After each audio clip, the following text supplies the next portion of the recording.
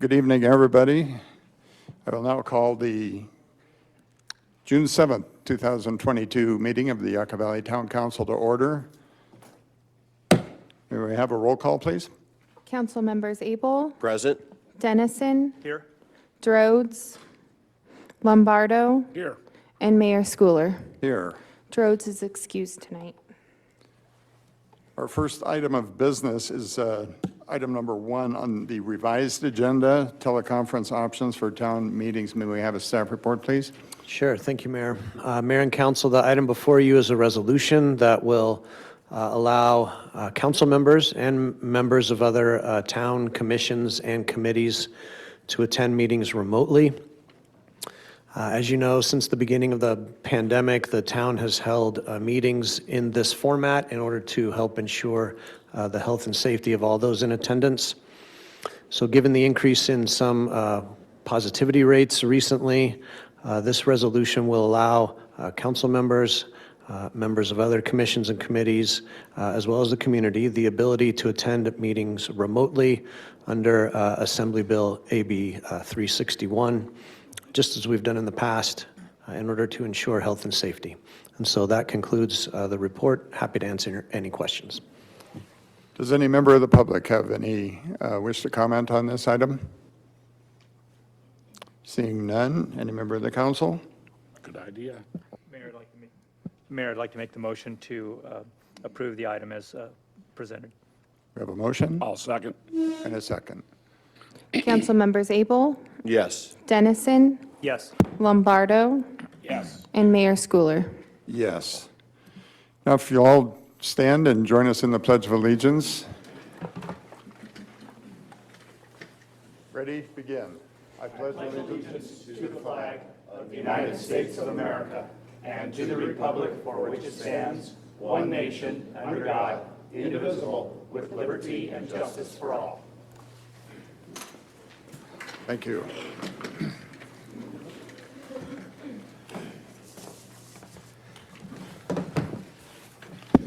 Okay, we move on to item number 2, introduction of new town employee.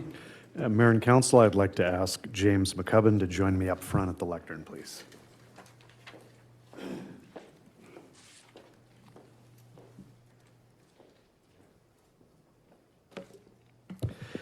It's always a great pleasure to stand here and introduce new members to the town's team. James is the town's new facility maintenance supervisor. James comes to the town with over 25 years of commercial recreation facility maintenance background and experience, and that background and experience includes coordinating with individuals and programs, hosting special events and recreation events. So it's a very, very good match in terms of the role of the town's facility maintenance supervisor between taking care of the town facilities and working with the recreation staff on the use of these different town facilities. Why is that background important? Because and James may not know all these numbers, but he gets to come to 21 town buildings of more than 75,000 square feet. So having those skills and background is very important. And I think as the council is aware, we're getting ready to add close to 40,000 more square feet with the Aquatics and Gymnasium project. James happens to, in those 25 years, have significant aquatics experience. So again, a very good match for the town. 20,000 square feet of floor tile, 18,000 square feet of carpet, 6,000 square feet of glass to maintain. I'm not going to give you the number of toilets and urinals. We'll leave that off to another discussion. 245 doors, 700 light fixtures. And in terms of setup and tear down with recreation staff or the use of public buildings, typically between 5,000 and 6,000 setup and tear downs in his role, in his future role with the town in this capacity. So it's with great pleasure to introduce James to the council this evening and the community.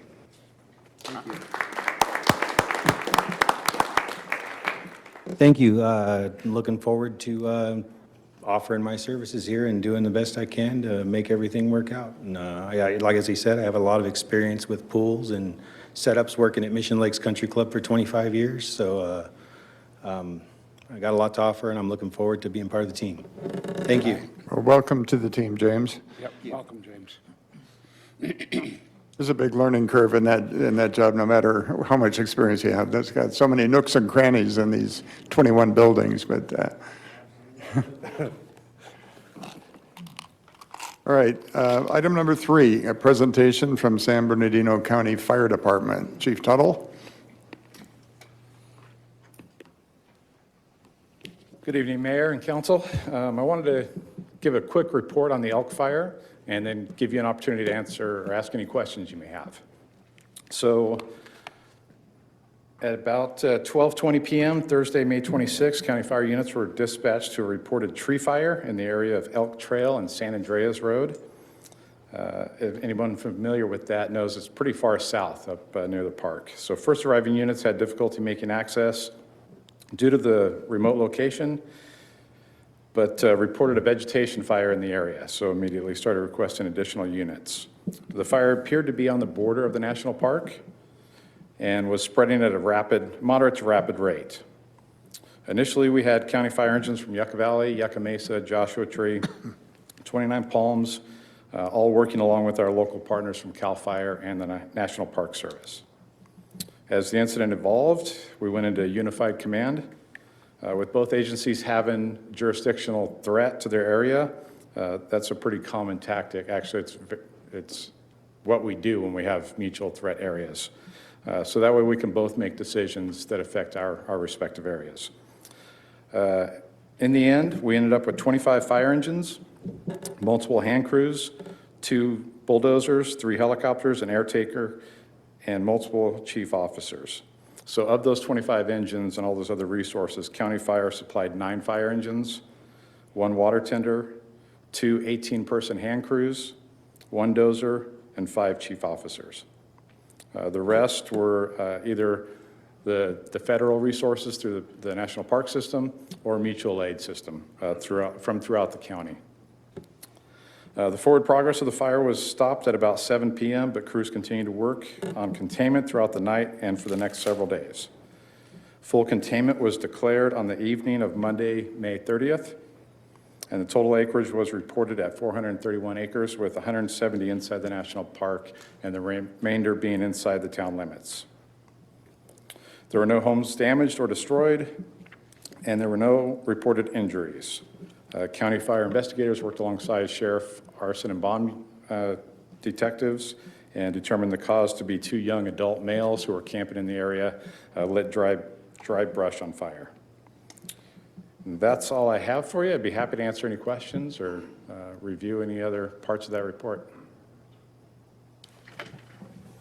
When you want to ask? No, go ahead. Anything from the public first? The people that were responsible for lighting the brush on fire, did they do it as a malicious thing? Or were they starting a campfire or? Yeah, I don't have that information. The sheriff took the lead on that part of it, so they're handling that. And they're going to be prosecuted, I assume? If it was malicious or intentional, then yeah, they will be prosecuted. Is there any way to prevent that sort of stuff? Not really, huh? Really just education, yeah. Were they Education camping in the and- designated area? I don't think so. That area is checkerboarded with different land ownerships. There's the national park, there's some BLM land, there's some private land. So I'm not sure exactly what jurisdiction the land was on that they were camping. But that's part of the investigation the sheriff's department will do. It's just a reminder to the public that, fire in the desert and on a windy day is just not a good plan. Yeah, absolutely. It's Wow. very dangerous. It's spread very fast for those of us here in town that day. Gets out of You see it control grow so quick. quickly, Yeah. Yes, Well, thank you so much for your effort. you're welcome. Yeah, very impressed with the quick response. Helicopters, that 3 you said, and a tanker. Yes, yeah. We were fortunate not to have other major fires going on in the same area there in Southern California, so that was very fortunate. Very impressed on how quickly I saw helicopters here. Yeah. So kudos to all those that coordinated the effort. Also, did you run into any problems or any nuisance from the public with any drones or anything like that? We did have one report of a drone. Somebody had posted on social media about a drone in the area. So we advise air attack right away. Air attack is the second plane you saw flying, just doing circles above the fire. That's like aircraft or air traffic control for the fire air resources. So we notified them, and we never had any more encounters with the drone. But Okay. it is a good opportunity to remind people that drones are very dangerous around wildfires because of our aircraft that are flying in the area. Yeah, and it's real tempting to put a drone up in the air to try to see exactly where that fire is or to get some amazing pictures, but Right. it is a danger to the pilots, and it hurts all efforts in containing the fire. Yeah. But again, just goes to prove that San Bernardino County Fire, along with the other response from CAL FIRE and so forth, working together, just did an amazing job, and we really appreciate all of you. And so glad to hear no structures and no injuries. Yeah, yes. And it was a very well-coordinated event, incident. All the cooperators worked well together. We had a very coordinated attack on the fire, and it went really smoothly. So it just shows the value of our cooperation with our partners. Mayor Pro Tem? Yeah, I just want to say thank you, Chief, for your crews out there and the work that they did. Had an opportunity to talk to a few of them and go over to the incident command post and talk to the crews as they're going in and out. And they were all very gracious and here to help us, and they were ready for more. And so it was a tough job for a few days, and they stayed up all night working in our town, and just appreciate you assembling that in the partnership with our other agencies. So it was really nice. Thank you. I will And pass- that's pass what all I the- noticed as well. It was such a coordinated effort, with the air support and the ground support, and it could have been a lot worse, I think, with the wind that we had, and it just seemed to get knocked down pretty quickly, so. Yeah, the guys made a really good stop at that east side as it was coming down out of the canyons. The wind had shifted. It was headed towards Copper Hills. They made a good stop back there, back in that canyon. Oh, great. Great job. Thank you for the report. All right, thank you. And next, we have a presentation from Southern California Edison, Ms. Cusack. Good evening, and thank you for having me. Kind of on the heels of a fire, this is a fire-related presentation. Southern California Edison, of course, has been busy the last few years trying to mitigate the risk of wildfire related to the electric grid. This started about in 2017-18 after the Paradise Fire and some very large wind-driven fires in other communities. And so there have been maps established throughout the state. Next slide. Identifying the high fire risk areas. We service most of Southern California. The red and the gold areas on the map are the high fire risk areas that our efforts are focusing on. Next slide.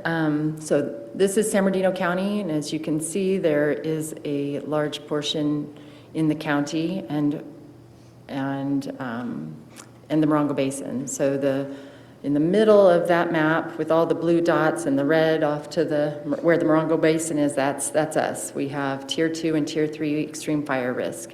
I think a lot of folks may not realize that we're in high fire risk, but because we haven't had a fire in a while, but this last fire hopefully reminded folks, because we've been out there as a utility doing a lot of work, and I think folks have been surprised by the work that we're doing and asking, why are we doing all this wildfire work in the desert? Well, because the desert can burn, and it can burn fast, right? Especially with the wind.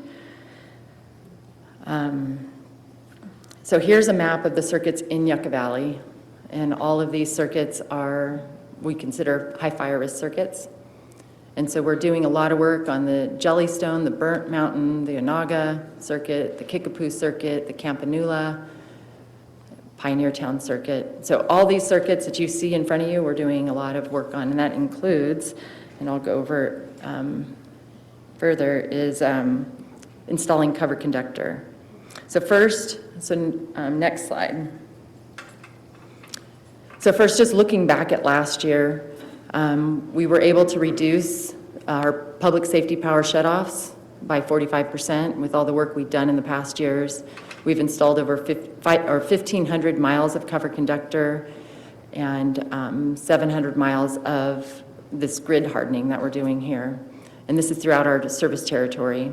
We removed 81,000 people from public safety power shutoff scope and reduced the duration of PSPS events by 73%. And And this is due to all the good work that we've been doing installing the covered conductor. So that, next slide.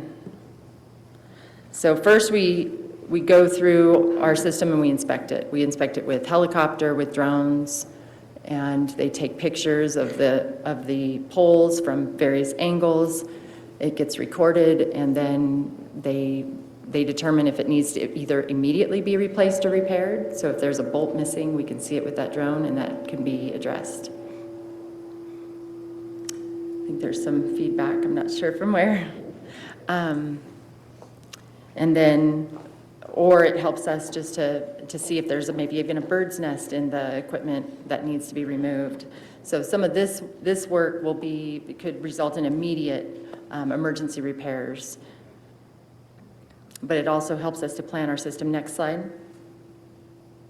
So this is what the covered conductor looks like. We install a wire that's essentially covered with plastic, but to reduce the spark potential if something blows into the line, comes in contact with the line on a windy day in extremely dry conditions, that can result in a spark, and that spark on a windy day under the right conditions can result in a wildfire, a wind-driven wildfire. So on a normal day, a spark on a wire, it could even go out before it hits the ground, or hits the ground and it's a small little spot fire. But on a windy day, of course, it's extreme risk, and that's why the weather is so important. Next slide. So we implement vegetation management. So this includes trimming trees, first inspecting the trees, removing them, trimming vegetation around poles. You'll see a lot of that. And we're doing it throughout our entire service territory. This is important work, and oftentimes some trees need to be visited multiple times a year for trimming. So in that case, we may seek to remove a tree where possible. And if a customer has a tree that's near a power line that they have concern with, they can report it to us as well. And we may be able to trim or remove that tree for them if it's within scope of our line. Next slide. So weather's critical in helping determine risk from our system causing a wildfire. And so we've installed a lot of weather stations, and we have adopted advanced weather modeling and hired fire science specialists in staff that help to take all the data and make us smarter in how we operate the grid, and really looking for that dry vegetation, high wind periods, and we operate the grid differently.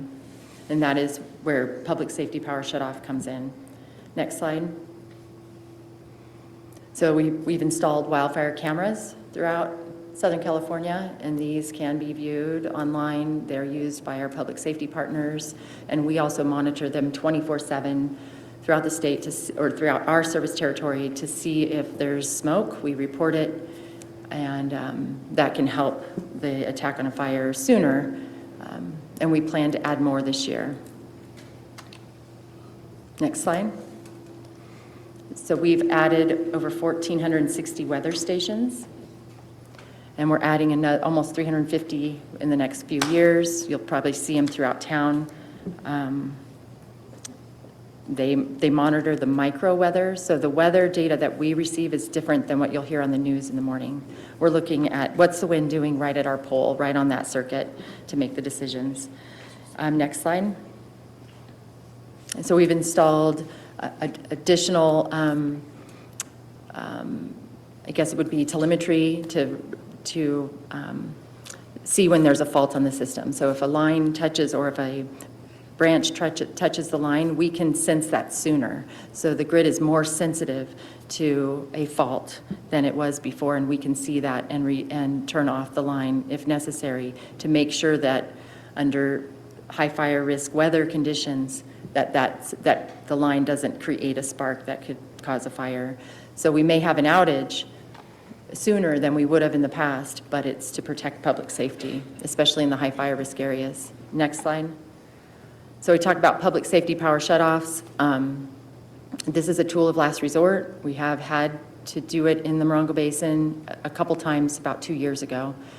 We are installing the covered conductor so that we can reduce the need for PSPS on those circuits, the Campanula, and I believe it was the Pioneer Town and the Kickapoo, and down into Morongo, where we did have to de-energize the line preemptively during high wind, low humidity, high fire risk weather events, just to make sure that there wasn't a spark that could cause a fire.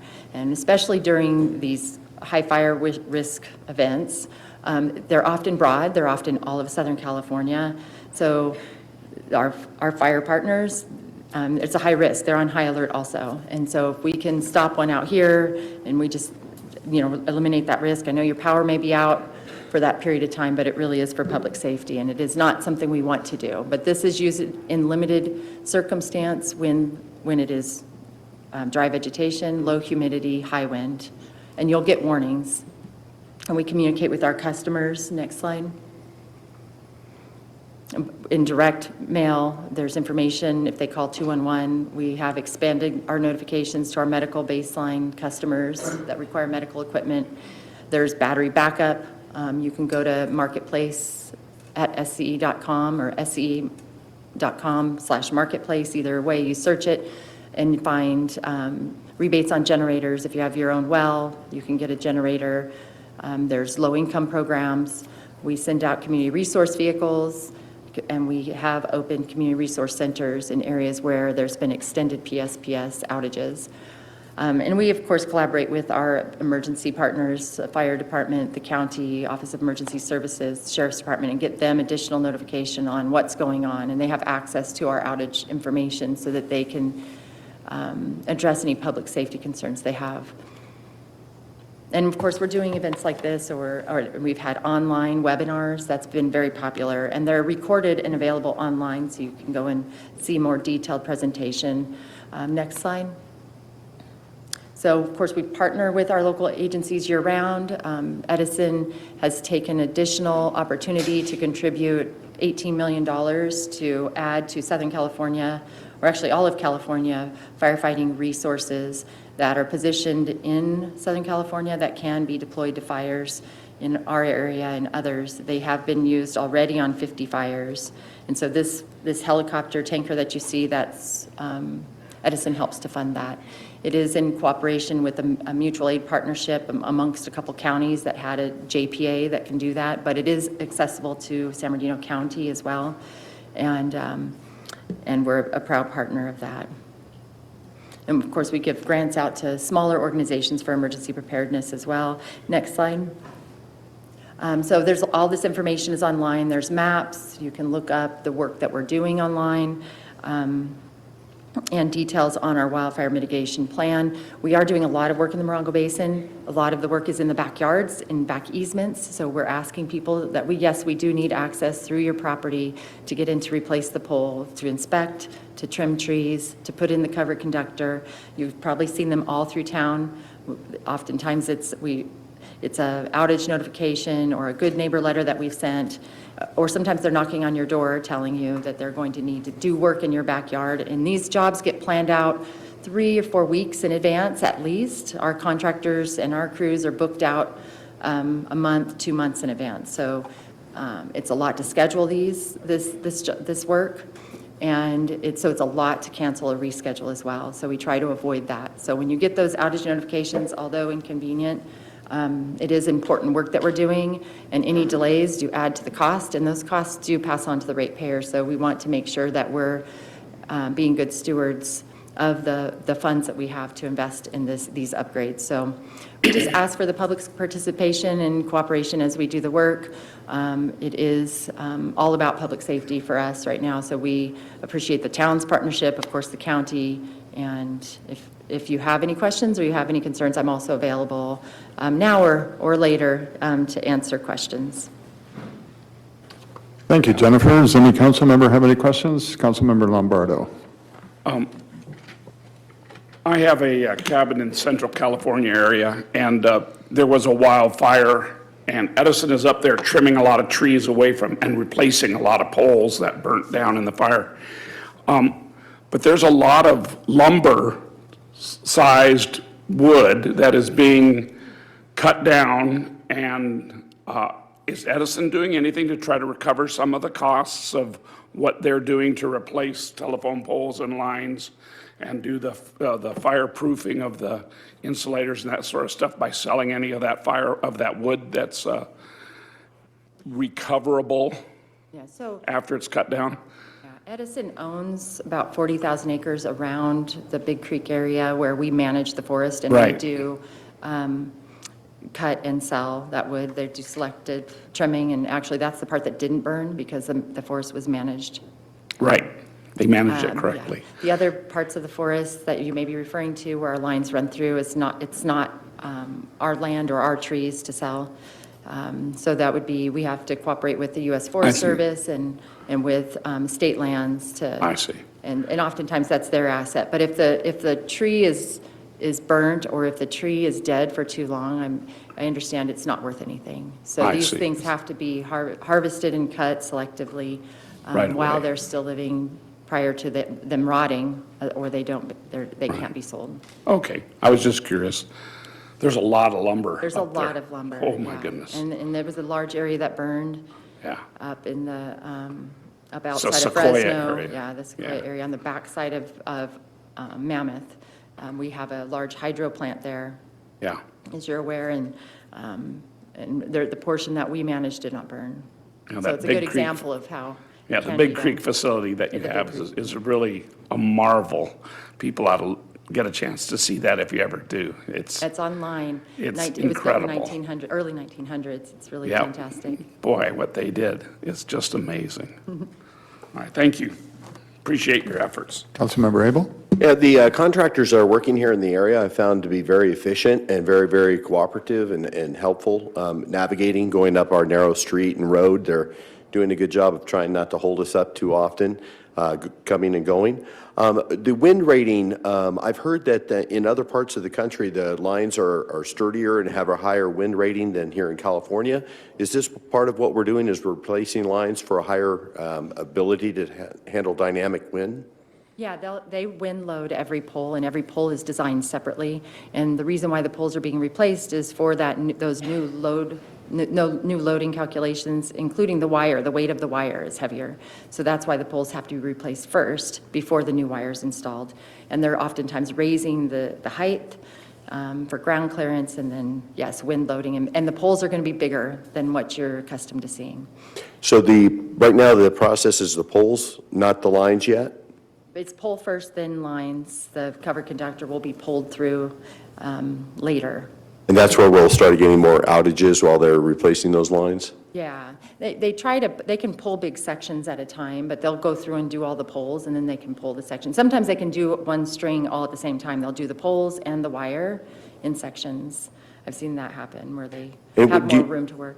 Do you know what the wind rating is now, the I newer don't, replacements? I don't have that, but it is higher than what was built. So the system that was built now was obviously built in the 40s and 60s as the area was developed. The wind loading calcs, even for new system, if you're a new house building, is higher than it was back then. And it still is quite costly to do underground. Yes. Wiring. Undergrounding is very expensive, and it takes a long time because then you have to get all the environmental permits. So we could not replace the system at this pace. It would take years and years to do to underground everything, and it would cost 7 times as much, and all that would be bared by the ratepayers. So imagine your bill going up 7 times. I mean, it's just really can be. And obviously, the ratepayers are going to be seeing a little bit of an increase due to all these replacements. State of California has a big surplus of funds. Are they talking about doing any kind of partnerships or any kind of grant programming for fire safety? Because they're talking about, forest fires being a problem in California, and if they can help Edison throughout the state or power companies throughout the state upgrade all their wiring, that would be money well spent, because it costs a lot to get firefighters out there, plus, of course, the loss of homes and lives and the cost of insurance and all those other things are affected. Is the state looking at any funding for you to replace these poles? I'm not sure, but I don't think that they fund ours directly, but luckily, we're an investor-owned utility, so we can borrow the money from our shareholders essentially and finance that over time. So really, it's a public-private partnership where we can, they're not paying all that cost right up front. We're financing it over a period of years of that asset, so that, that hit to the community is lower. But yeah, I mean, if there are grant funds available with the IIJA and all the federal funds, we go after that as well. Where there's benefit for the public, we'll go after that. And that's money that the ratepayers don't have to pay back. All right, well, thank you. Thank Yeah, you. thank you for the presentation. I just had a couple questions. First, I'd like to say I like the app and also the online access to your account for notifications. It works really well. And when the times when we have some type of outage due to the services that we have, it's good to know a little bit ahead of time, especially in the summer. I have found that in the areas they've been doing the work, the crews, just like Councilmember Abel had said, they're very good with what they do. And I have seen more times than not, there's no service interruptions. So somehow they're jumping these circuits and then doing the lines, and then you don't even miss a beat. So it's really nice. I did have a question about looking at the cameras that you have in the remote areas that you have available for the public to view, and then also your public safety partners to look at these cameras. Do they use, I know there's a lot of applications now with AI that just actually identify smoke just as they're on and looking around. Do they use that type of software yet? I know they're using smart computers. I imagine they could. I just don't know for sure. But we Okay. do have folks that look at them 24/7. So, but I will ask that question and get back to you. I think it's It would just make sense that if that technology exists, that they'd be implementing it, because It's kind of new, and I just thought Edison would probably be the kind of company that would want to invest in that ability. They're really starting to replace the old fire towers as we used to see them in our mountains. They're just one location where these cameras seem to be well placed, and strategically really for your areas that are being hardened to help prevent that. And I had a question on residential. So some of the homes from years, like you said, in the 40s and the 60s, as utilities were being developed here, the drop lines used to be sometimes crazy lengths through there. As they're going through and taking care of the distribution lines, do they do a tie into the house also to update some of those? no, typically they don't. But if they have concerns about safety, or if it's a low line, they can contact Edison and look at to see about like an inset pole to raise that service line. Yeah, some of them I've Depending on seen how they've placed those recently, but there are many homes still where those lines are the ones that are swinging in the, the winds that we've been speaking about. And those are covered. The service lines coming in, although they're wrapped with an open wire, those are covered lines. The lines that we're replacing, for the most part, are the covered lines on our system, the distribution grid. But yes, if there's damage on that service line, then that could also be replaced. Okay, Yeah. thank you. You're welcome. Well, I've noticed at the west end of town, Country Club area, there's been massive amounts of equipment lately there, and very efficient, and I appreciate the communication. We've had some periods of power shutoffs, but the communication has been pretty accurate when it's going to start and when it's going to end. So we're happy to get the attention over there. So thanks, Jennifer. Thanks for the report. Oh, you're welcome. Thank you. Thank Right. you very much. Thank you, Jennifer. Okay. All right, can we get a motion to approve the agenda? I'll make a motion to approve tonight's agenda. I'll second. Mayor, just to clarify that is the revised agenda that's been presented to the council as well as put up on the dais. Thank you. Councilmember Abel, Yes. Dennison, Yes. Lombardo, Yes. and Mayor Schooler. Yes. Consent agenda. All items listed on the consent agenda are routine matters or formal documents covering previous town council instruction. Items are enacted by one motion and a second without separate discussion unless a member of the town council or town staff requests dialogue on a specific item at the beginning of the meeting. Requests for public comment on the consent agenda items should be filed with the town clerk. Is there any member of the public that does want to comment on any item on the consent agenda? Seeing none, any member of the council wish to pull an item? Nope. With that, we'd entertain a motion. I'll make a motion that we approve consent agenda items 5 through 7. Dennison, second. Councilmembers Abel, Yes. Dennison, Yes. Lombardo, Yes. and Mayor Schooler. Yes. Item number 8. public hearing regarding the street vacation of Tisch Trail. May we have a staff report, please?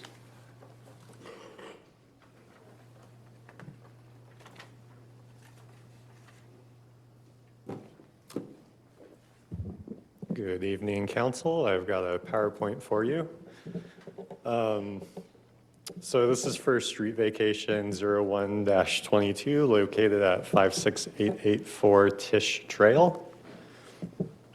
The recommendation for this item is that the Town Council approves the resolution approving the request to vacate approximately 5,638 square foot portion of Assessor Parcel Number 0596-101-27 as recommended by the Planning Commission. So we received an application to construct a new single-family home fairly recently. The applicant requested a street vacation. They have a fairly significant 50-foot patent easement on the perimeter of their property. And they are requesting to vacate the interior 20 feet along the west property line. So that would leave 30 feet of easement remaining. This is where the project's located, just west of the 247, is an RL zoning, rural living. This is their exhibit from their engineer. The hashed area is the proposed vacation. The dotted lines outside of that is the perimeter of the property. And the areas marked 50 feet are the patent easement. On this image, you'll see the green area is where the patent easements exist currently.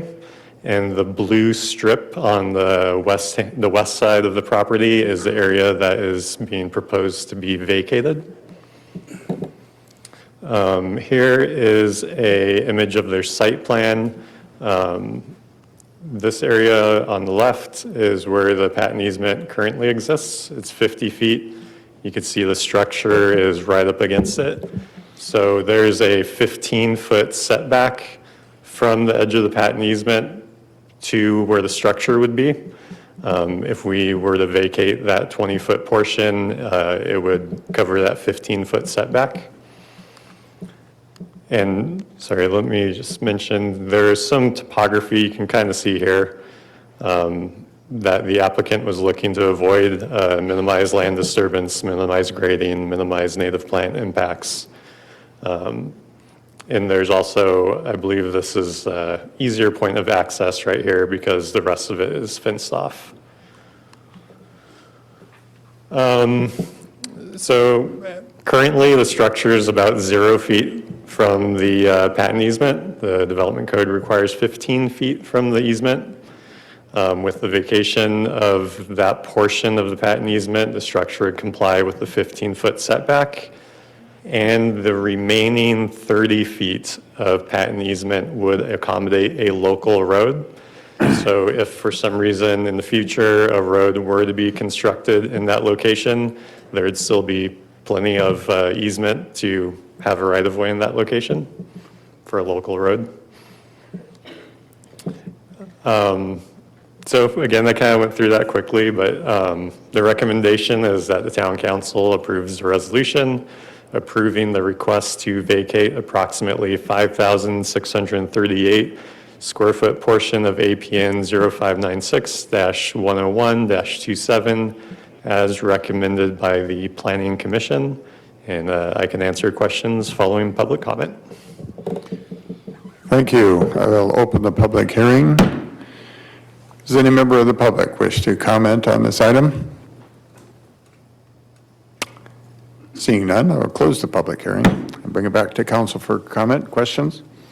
Seems pretty logical and straightforward. We've looked at it It's a good before. thing. I would like to propose that we support the resolution approving the request to vacate approximately 5,638 square foot portion of APN 0596-101-27 as recommended by the Planning Commission, unless there's other We discussion. have a motion. Is there a Dennison, second? We have a second. Is the applicant here this evening with us? He's online and is available for questions. I have a question for the applicant. Okay, Michael Harris, I'm going to request you to unmute. Just a moment.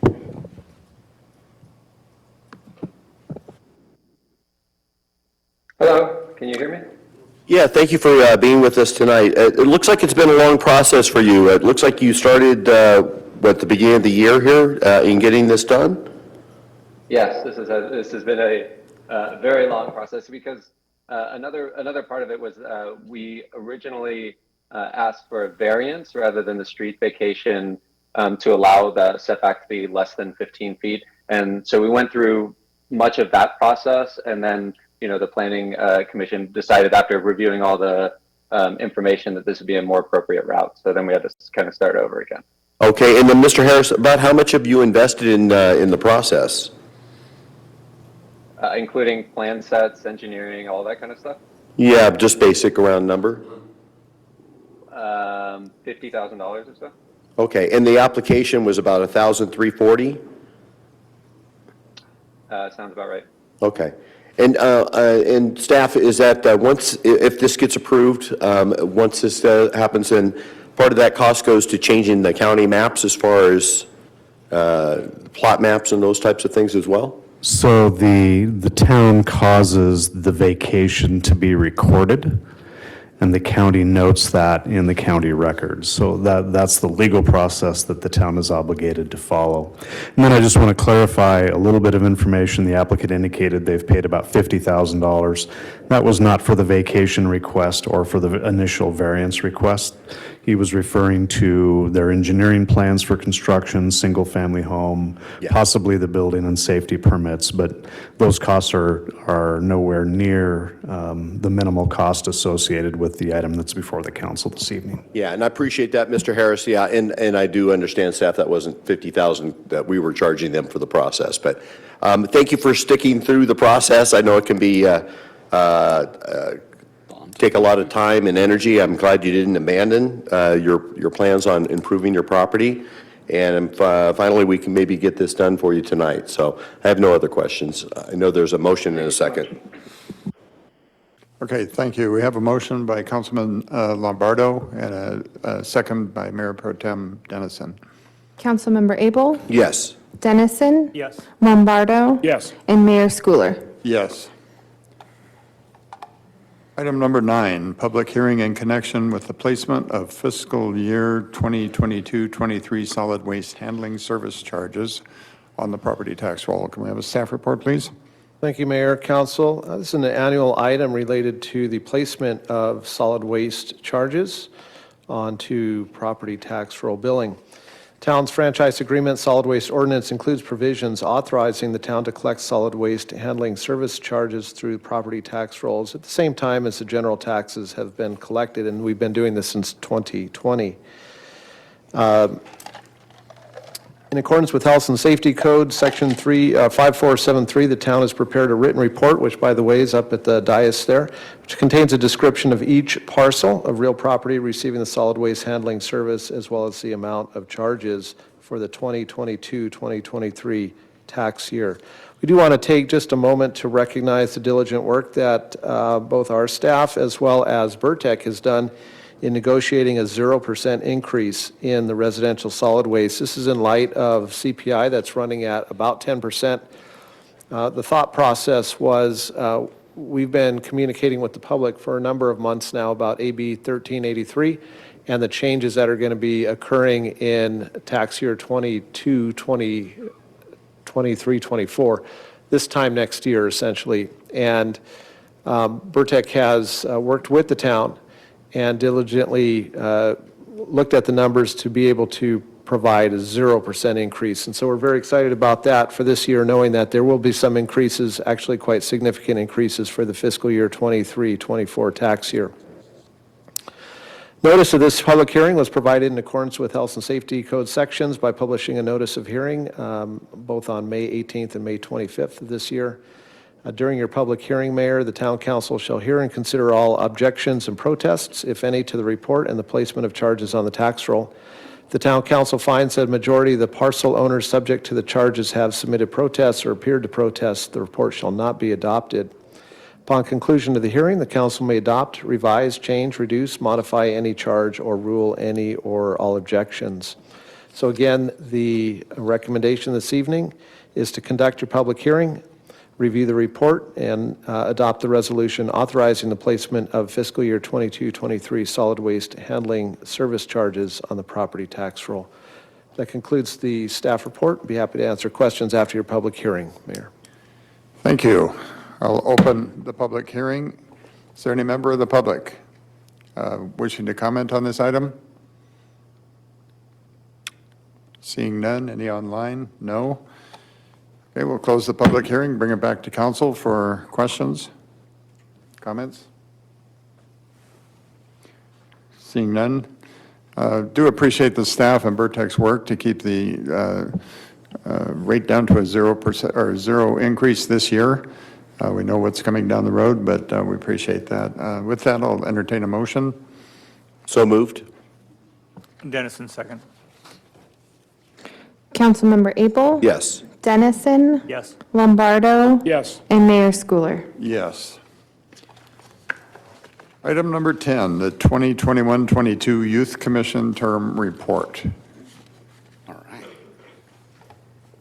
Hi, Mayor and Council. I'm Jessica Cunha. I'm the Recreation Coordinator for the Town of Yucca Valley. I am here to present to you guys the Youth Commission for their end-of-term report. So I do have Chair Elizabeth Dahlberg as well as our Vice Chair Savannah Canto to present this term report to you guys, so if they want to come up.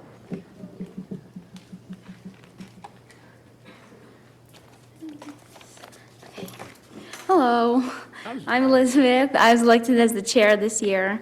This is sadly my last year. I'll be going to college next year. So I'm glad to be doing this for the last time.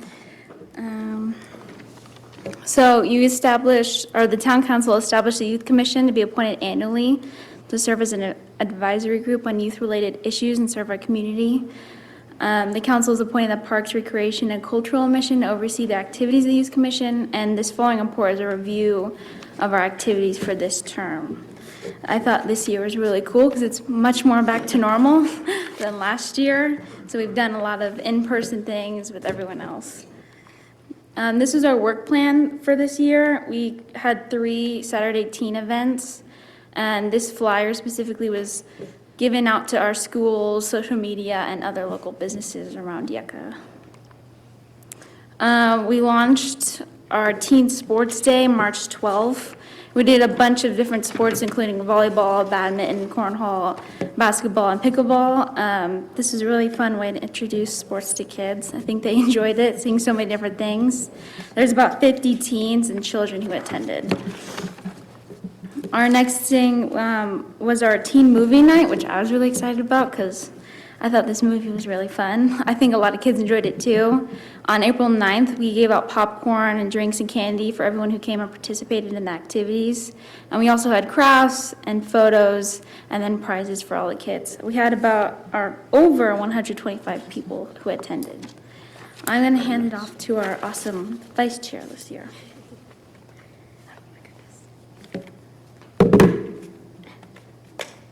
Hello, I'm Savannah. I am the vice chair.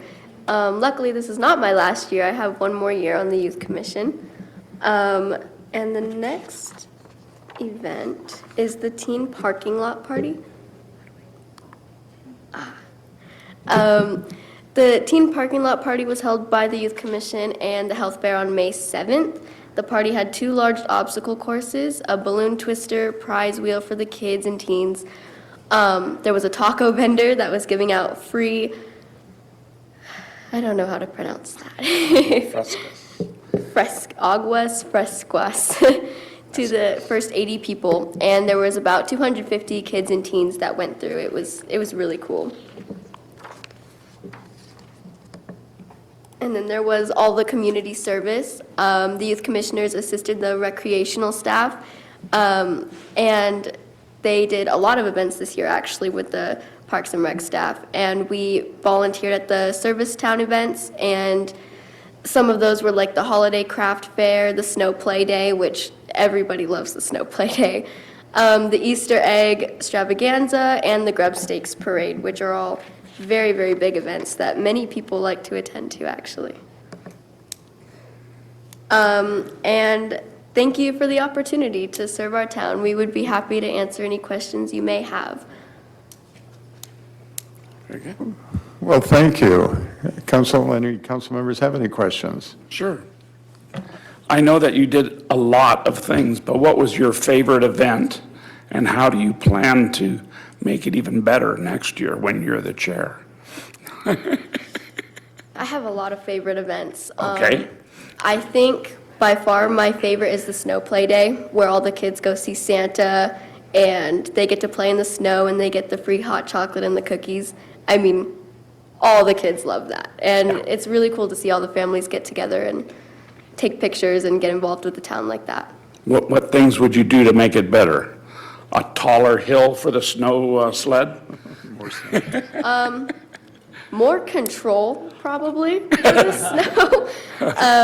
Only because sometimes kids can get a little rowdy with the snow. But more snow is what I would do. Yeah, definitely. Very good.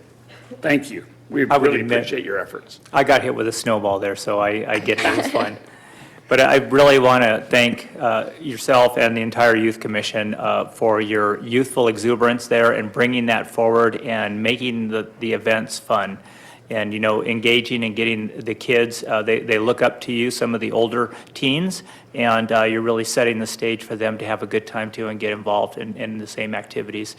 So I think the Youth Commission just seems to get a little bit better and better. Maybe it was all the time that we weren't able to do that for the last few years. Right. And now there's just a lot of excitement in what you guys are doing. And I'm very thankful for what you do to keep our kids engaged and having a good time. So thank you for your hard work, and I'll look forward to you next year. And thank you So for your much. help. Yeah, I saw all the events, and I saw all the apparatus that we had rented and so forth. I'm like, oh my gosh, I hope people show up, because it looked like pretty extravagant. But when I saw the numbers, it looked like a really good turnout. So that's fantastic. And without, hopefully, another disruption in our health, maybe it can, for a lack of a better term, snowball into another event and bring some other people along, you know, because word will get out that it was fun and they'll want to make sure and do it again. Could all the youth commissioners stand up in the audience? I know we have others there. Thank you so much for helping the town this year. Appreciate that. Ask, are we going to introduce the youth commissioners? Yeah, you want to come up and just give us your names, since you took the time to be here tonight and hear all about the exciting things of the town? Yeah, Mayor, I believe they'll want you to go down there. They have some certificates that Candy and Jessica can assist in getting out, so if you want to go Okay, down well, there, that'd be before I great. do that, I'd just like to comment that it is so great to have you guys back after the pandemic years and the post-pandemic. It's good to see you. It's the way the town can extend its reach to the young people of the community, and you guys have done a great job. Mayor, what I might recommend is you go ahead and do the certificates, and then we'll bring all of the Youth Commission in front here and get a group picture. I think I that'd have be the one quick easiest. question, too. The seniors that won't be returning are, who's going to college and where are you going? This way? Sorry. I'm attending the University of Redlands. Very good, fine school. Should I come around that side? Yeah.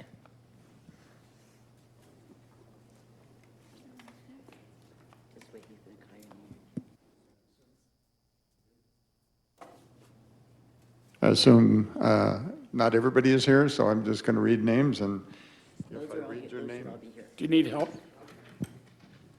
Well, sure. If you could open the covers for me, that'd be great. Okay, Chair Elizabeth Dahlberg. Congratulations.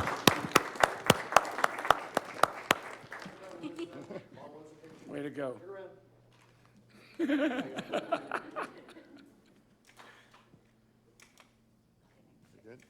Very good. Vice Chair Savannah Canto. Do you need help carrying that? Good job. Commissioner Guinevere Dahlberg. Congratulations, thank you. Commissioner Ashley Lowe. Thank you. Commissioner Kimberly Balch.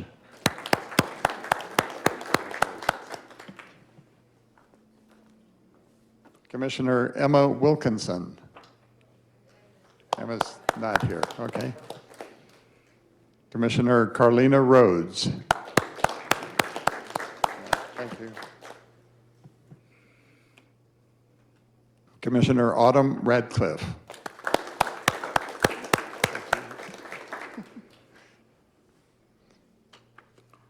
Commissioner Santino Rosales.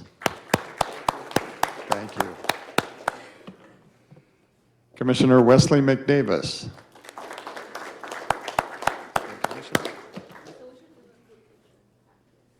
And also Commissioner Kylie Rivera Burton, not here?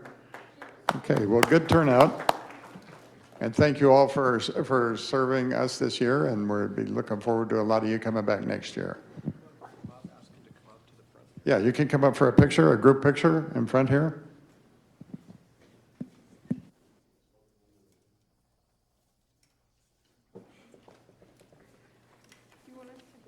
Yeah, come on in here.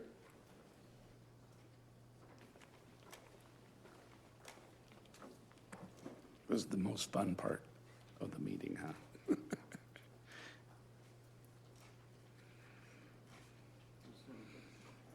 Get in there. They want you. They want the mayor with them. Okay. Go stand in the back, Mayor up front. Let's go. Let's go.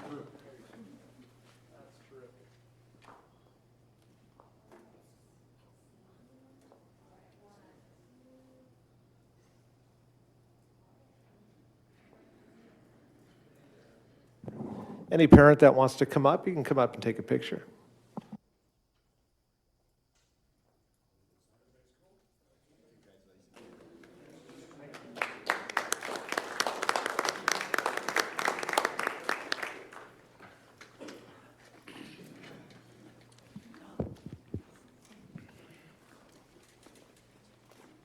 The other college was Orange Coast College, by the way. Oh, the other thank you. young lady.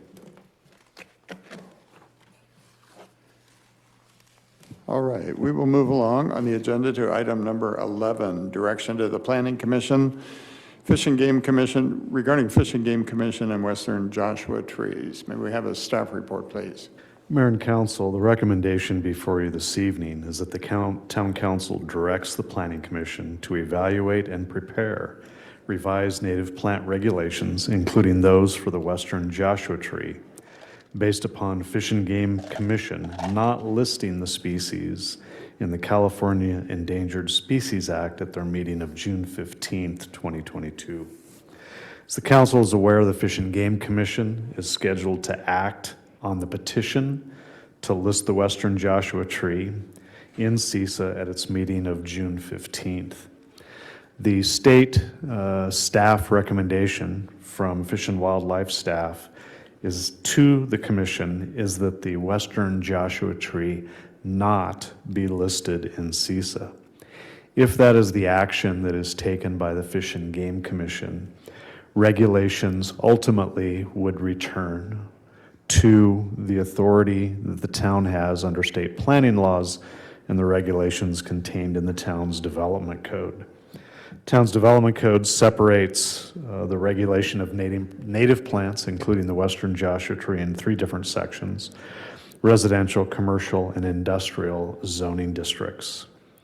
The regulations were based on an incentive approach, whereby if individuals preserved a certain amount of undisturbed area on their land, reductions in development standards were offered in those particular cases.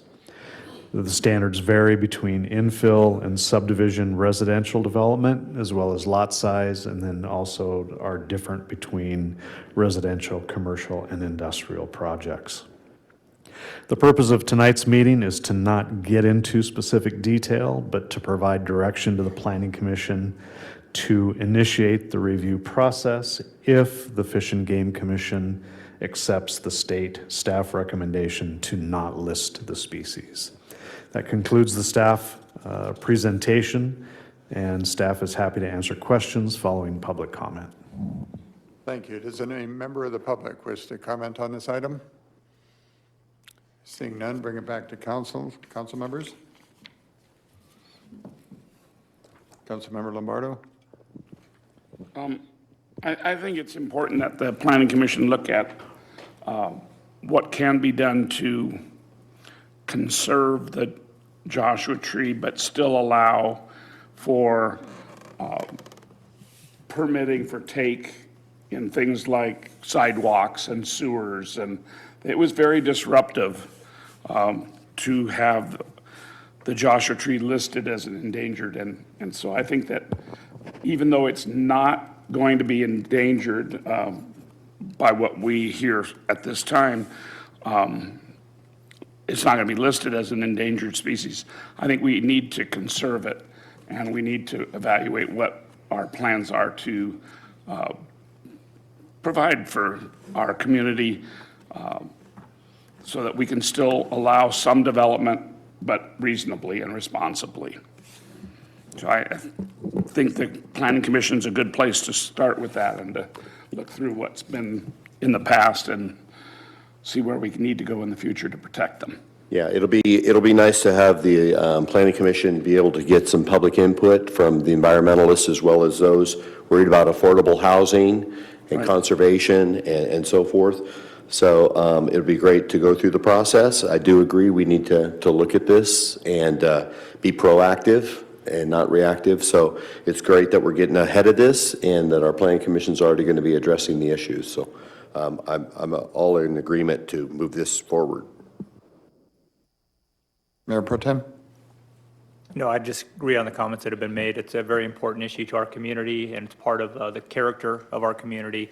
And this deserves to get reviewed by the Planning Commission and work its way through so we can find something that we can live with and keep it sustainable.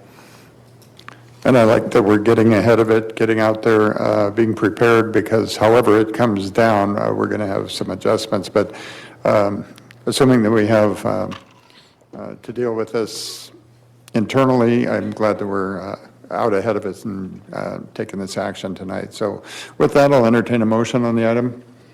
Also move. Dennison will second. Council members Abel, Yes. Dennison, Yes. Lombardo, Yes. Mayor Schooler. Yes. Okay, item number 12, Town Council Public Agency Board Committee Liaison Assignments. May we have a staff report, please? Thank you, Mayor. Council, it's recommended this evening that Town Council consider the appointment of an alternate representative to SBCTA or the San Bernardino County Transportation Authority.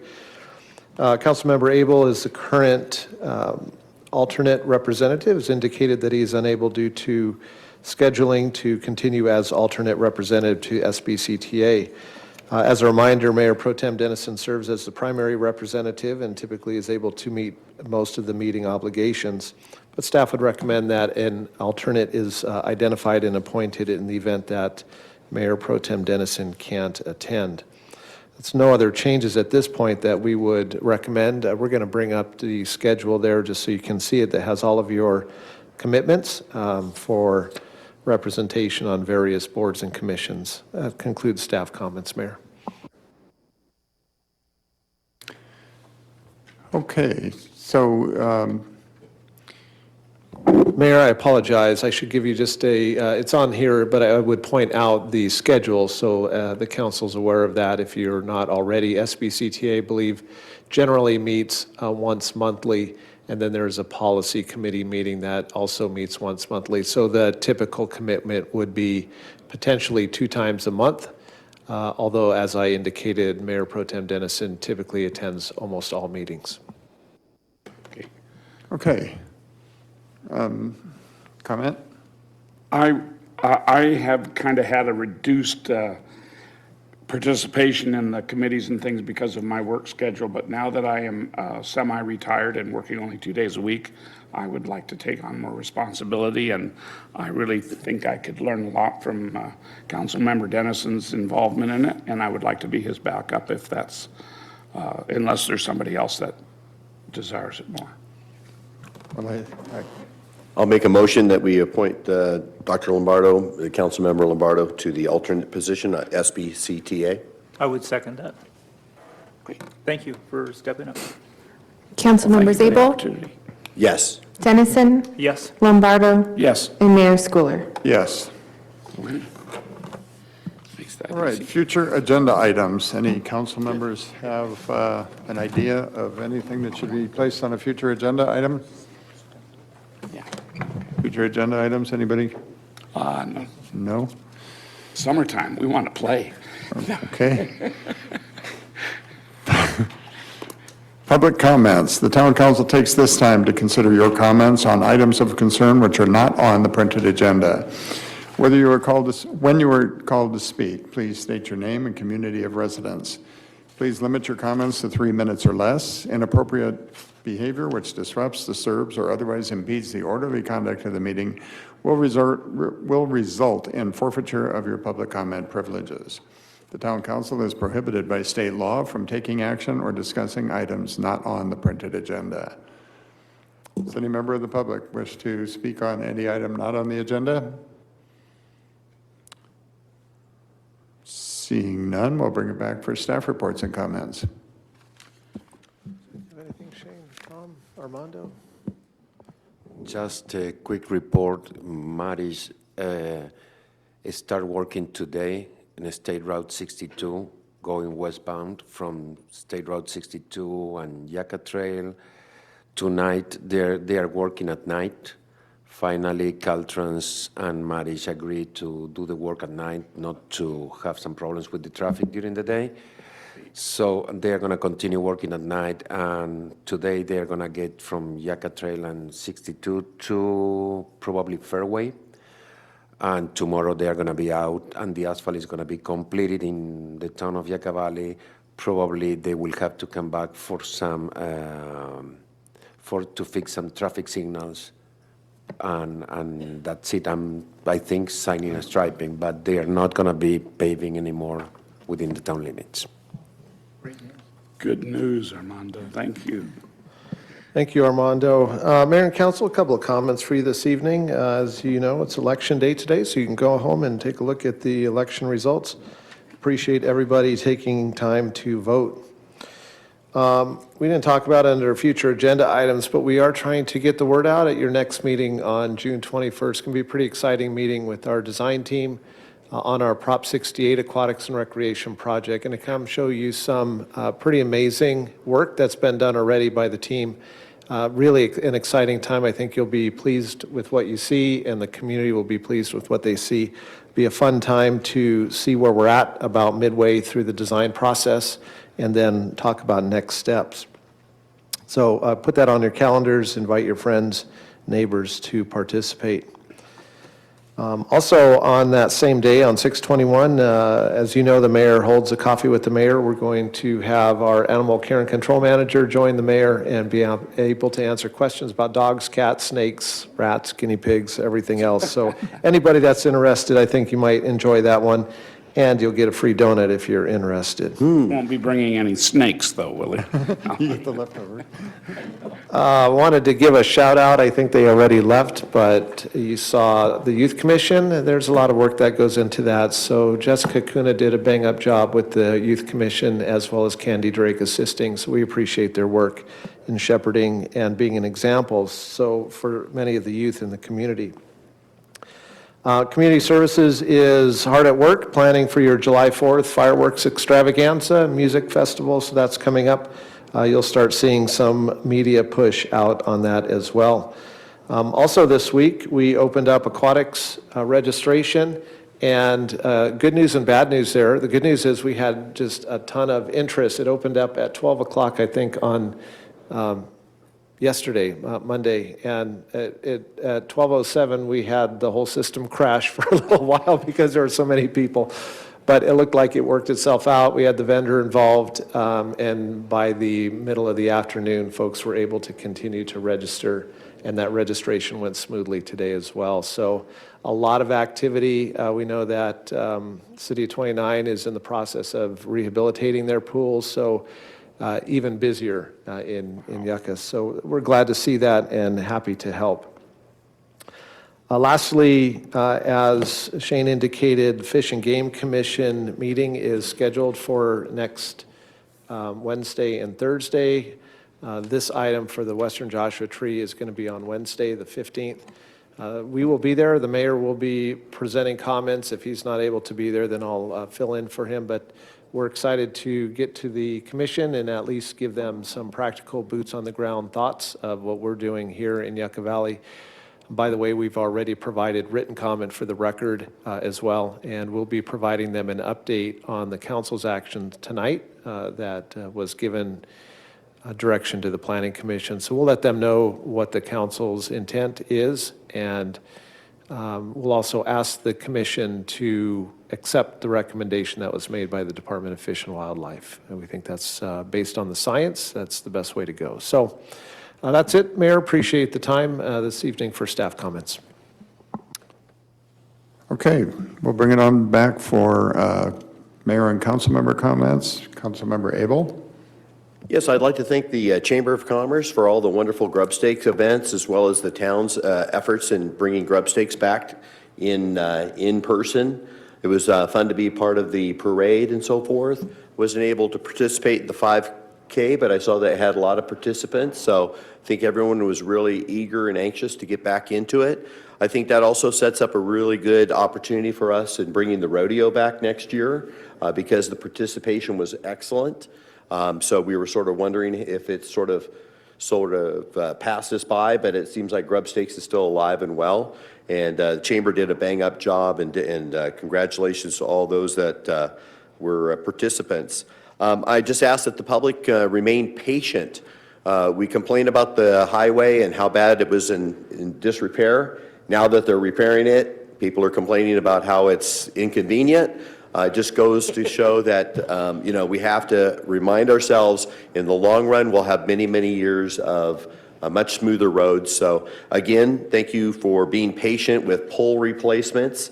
Again, we could complain about, we get fires because of light poles going down or wires going down, but yet, when we try to do, or when they try to do something to be proactive, then there's sometimes some grumbling and complaining. So try to keep it all in perspective. Sort of cracked me up. They talk about Jellystone area. They still refer to up there as Jellystone. So that's a history lesson right there. I want to thank the county. Our county supervisors are fantastic. Of course, we have 2 county supervisors that were former council members, and they're doing a bang-up job at the county level. We really want to thank them for addressing the illegal grows in our community. It benefits Yucca Valley, but also our outlying areas throughout the county. It's a huge, huge undertaking, and they could have been second-guessed, but it seems to be working. And when you start finding out what happens on those illegal grows, you find out how many environmental infractions are going on, how many illegal wiring, how much water is being stolen, how many guns and ammunition are found at these sites.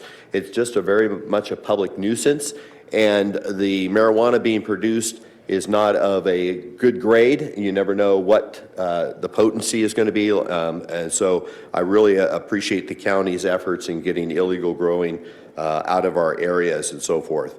Planning Department, thank you so much for helping our citizens navigate the planning process. It's always very confusing. I know I'm going through a process with a remodel of a structure and so forth. I have no idea what I'm doing, but you guys are very patient with me along the lines. I'm so impressed also with our inspectors. They came out and I appreciate it because they give you a list of things that aren't up to what should be done. And me as a consumer wouldn't know certain things should have been addressed. So it's a real asset to have a set of eyes come out that's independent, that's looking at the project, and I can let my contractor know, hey, we need to address these things. So it's a real service to get a permit. It really is well worth going through the process.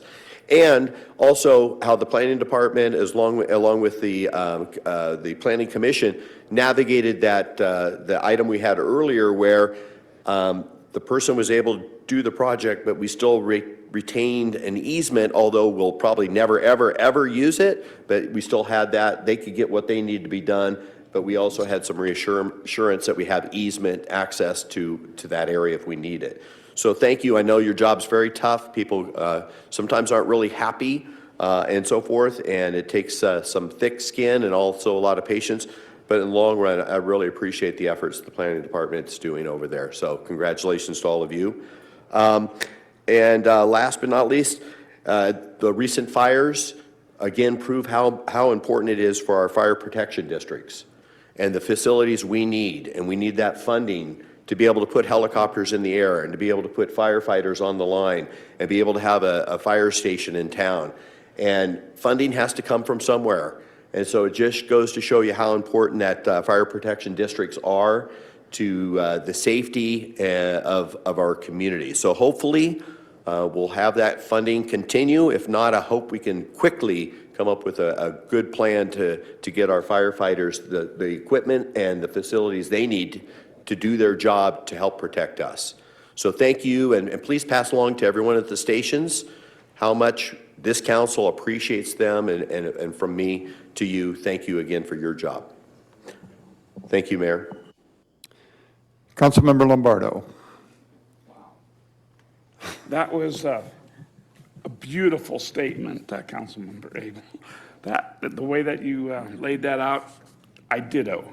I also want to thank and welcome James to our family of workers here at the town, and we're sure that the facility maintenance supervisor position is in good hands now, and we are looking forward to working with you. Chief Tuttle, thank you so much for all your efforts to keep our community safe, and I ditto a lot of the comments that Councilmember Abel was saying about your funding and the need for continued support for our firefighters so that they can continue to maintain such a good job of taking care of our community. Jennifer Kuzak, I want to thank you for your long-time involvement and commitment to our community. You've been a great spokesman for Edison for quite some time now and have interacted and been a part of our community for a very long time and have always done an excellent job for us. Thank you for all the efforts. And it's always fun to see the Youth Commission. It's a great first introduction into how things happen in your community and how a little bit of involvement can balloon into something really wonderful. And anybody can participate in that, and their idea could be something that makes a big difference in our community. I want to thank you, Armando, for talking to Caltrans. They're a pain in the tuchus, and sometimes they don't understand how inconvenient they make things. But working at night is a wonderful solution, and I think it'll make a big difference to the frustration level and reducing that, hopefully. I do want to thank Caltrans for getting the job done, and it looks beautiful. I don't want to tear them apart, because we always have to work with them. Our town is not all under our control, and Caltrans is a big part of it. So thank you for working with them. They're sometimes kind of difficult and take a long time to get things worked out. Just wonderful staff. We seem to be getting along together well, and things are moving in the right direction. Keep at it. We really appreciate all the efforts. And for all those that weren't able to attend with us today, get healthy, and we're thinking of you. Get back to work. Okay? Hope you recover soon. Mayor Pro Tem. Thank you, Mayor. So I want to say also, Grub Stakes Days was a great event this year. I really liked the change of position of the parade. It was just one block off the highway, very well attended, just a beautiful day all the way around. We were able to work with with the community to relocate it over there, just like the Christmas parade, but it left the highway open. So those people that visit our area, that are commuting, and as well as local residents, they still have the highway this year to get around and take care of things during the holiday weekend. So it was a lot of work for the chamber, but I'm very thankful that it went down very well. I did go to some of the other events, like the horseshoes and the beard contest and that kind of stuff. It was just nice to see the involvement again in the community. Welcome, James. You have big shoes to fill. I'm sure you've had some time to work with Jerry, and you know, when you're talking the numbers that Shane was talking about today, just the little things you don't think about, hundreds and hundreds of light fixtures. I think it was 700 or something like that. It's remarkable. But I'm glad he's here. He has the experience, and I know he'll be a good part of the team. He sounded very, very ready to go and ambitious about what's happening. Thank you, Chief Tuttle, for coming out again and giving us an update on the fire. All I can say is, you know, I love our public safety services out here, our partners, everyone in the community. Just pass the word. If you see something that's suspicious, the sheriffs and the fire department just want to know. They'll find out what's going on. That's what they're there for. They want to get on these fires quick and early, especially as the season comes up, the wind's out there. And if we continue with the annual grasses and no rain, they're going to need all the eyes on the ground that they can have. So always be proactive and just play on the side of caution if you think there's something that's not correct. Jennifer outlined very well what Southern California Edison is doing to help also mitigate some of those challenges they have with fires in the area. And they're doing a great job. I find it almost unbelievable how quickly these crews mobilize and get started and just work their way through the town. When you see those huge zones, everybody can see lots of power lines just from the view of their own home, and almost all of those are getting replaced. It's quite an undertaking in a short period of time. Youth Commission was so exciting to see. They're still happy. Some are excited to come, and some were sad to leave. So that's about the best thing you can possibly see. My kids were on the Youth Commission most of the years that they were in school and eligible, and to this day, they still have good memories of those times. In the hot summer parade walking, and they'd look at me and they were so exhausted, but they look back on it now, and it was just a wonderful thing to have and help bring events forward. But it really, the best part of it, I think, is for us. We get more out of it, I think, than they do, that we have an ear directly to the youth of our community and talk to them and ask them what they see and want in our community. And we try and put that into our strategic plans and bring those items forward as we build out our community. And I'll stop on one last thing. Summer's coming, the excitement to get back together in public events. One of them is swimming. If you have the opportunity, take the time with your children and get involved in our programs and swim lessons. It'll be one of the best investments you've ever made, and it'll last a lifetime. So that's all I'll say. Thank you. Okay, well, it's all been covered very eloquently by my fellow council members, but I did want to also welcome James and thank Chief Tuttle for the report. And also, I understand for pitching in the Miracle League battle last night. Congratulations on that. I assume that was successful? All right, good job. Good job. Didn't hit any batters, I hope? Not as easy as it looks, huh? Yeah. All right. I've been there with you. Yeah, I should note, the Miracle League regular pitcher is our town attorney, Tom Jackson. He's done a great job of filling that role over the years, but good job. And again, the Youth Commission, which has been in place for, I think, 25 years or so, probably around that. And it's going strong and just a great outreach, a way for the council and the town to reach to the younger generation. And they're quite a bit of help too, you know, as they assist at the various events. I'd like to thank the town manager for covering next week and for all your work on the Joshua Tree issue, for bird dogging that all the way through, and for presenting next week at the hearing. And remind everybody that we're wrapping up a little early tonight. If you haven't voted, there's still 35 minutes to go vote. So with that, Coffee with the Mayor, it was mentioned. We do that on the first and third Tuesday of each month at Hawks Landing. at 8 o'clock in the morning, and it's always a good conversation with members of the community. So everybody's welcome. There are donuts, so please feel free to join us.